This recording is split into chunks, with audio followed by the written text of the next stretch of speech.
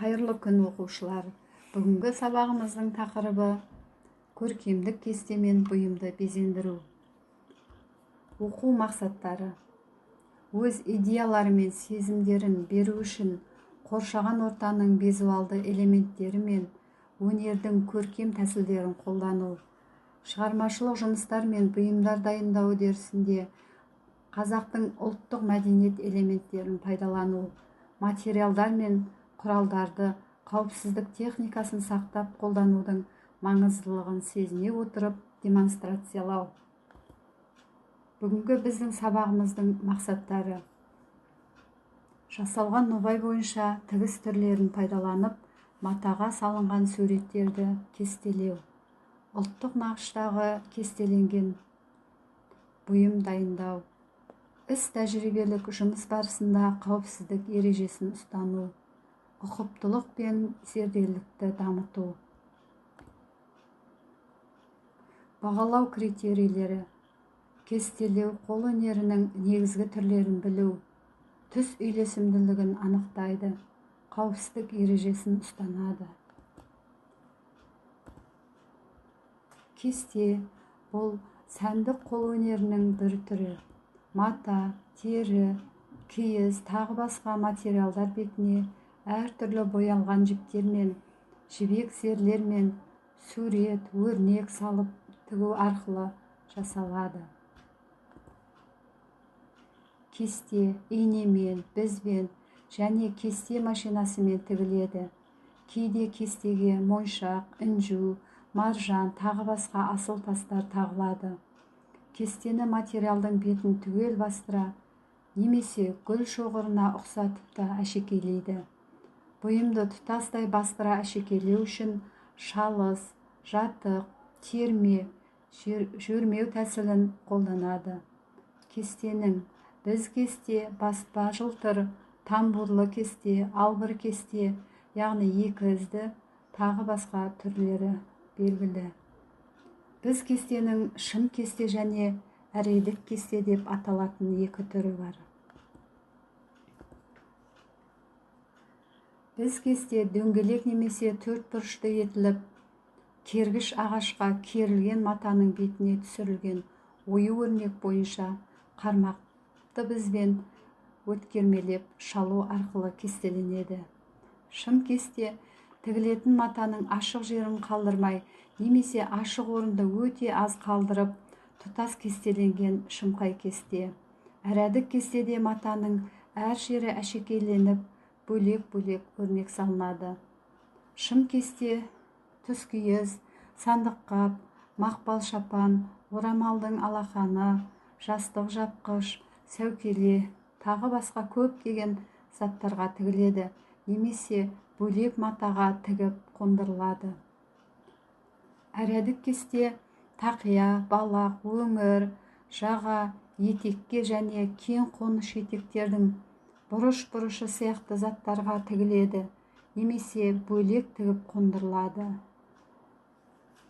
Геометриялық кесінді бейнелейтін кесте жіп санап тігілсе, ирек өрнектер әртүрлі суреттер алдын ала жүргізілген ізді қуалай тігіледі.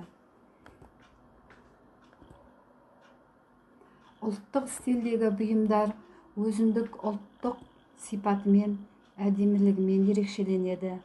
Осы бұйымдардың көптеген түрлері кесте тігісімен тігіледі.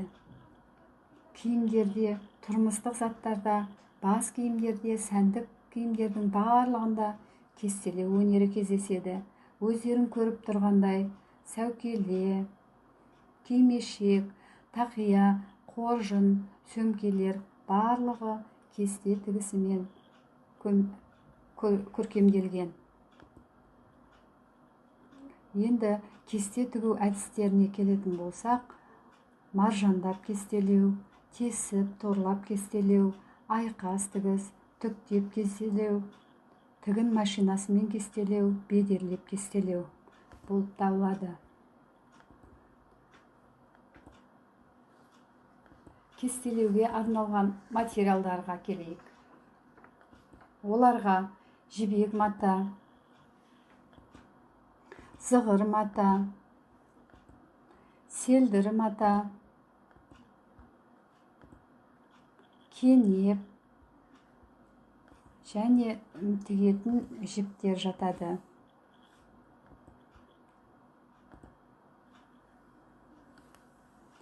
Кестелеуге арналған құрал-жабдықтар. Олар көшіргі мен миллиметрлік қағаз, үтік, ине, қайшы, кергіш, түйреуіш.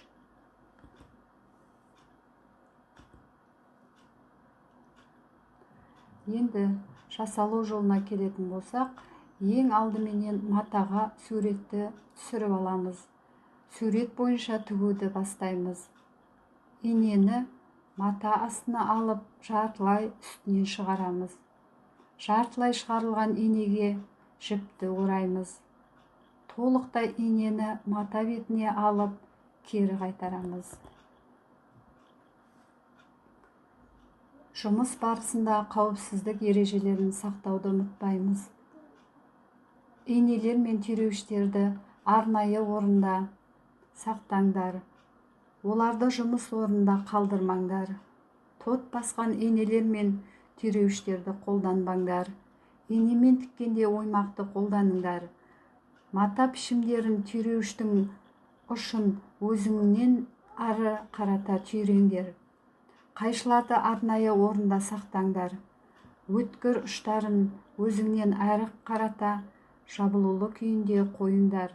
Бір-біріңе сабын алға қарата ұсыныңдар. Тігін машинасының қозғалып жатқан бөліктеріне жақын төнбеңдер. Саусақтарыңды тігін машинасының инесімен жарақаттап алмас үшін табанына жақын ұстамаңдар. Жіпті қайшымен қиыңдар. Үй тапсырмасы. Үй жағдайында бұйым безендіру. Қауіпсіздік ережелерін сақтай отырып, жұмысты орындаңдар. Рефлексия. Егер де бүгінгі сабақ ұнаса, кері байланыс жіберуді ұмытпаңдар.